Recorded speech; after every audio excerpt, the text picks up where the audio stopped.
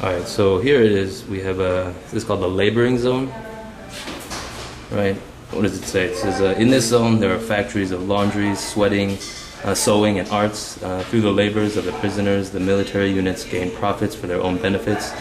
In using the political prisoners as cheap labor, such an act is in violation of human rights. Also, the engineering units of the detention center were formed of political prisoners, thus in some way putting the prisoners in an ironical position to build their own cells. Okay, so that's messed up. People here were locked up, and then because they actually made these guys as cheap labor and had to build stuff, they actually had to build some of their own cells. Okay, so this is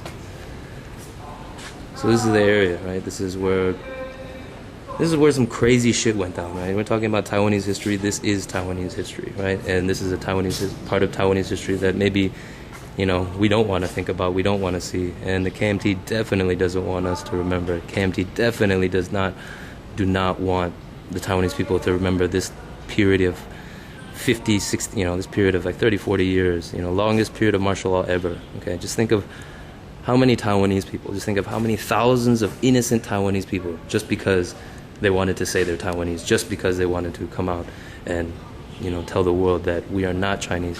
Just think of how many people were probably killed. How many innocent Taiwanese people, like your mother, your mom, your dad, my mom, my dad, the people that we see every day, the Taiwanese people we see every day, how many of those people would have been locked up if they hadn't gone to the States, right?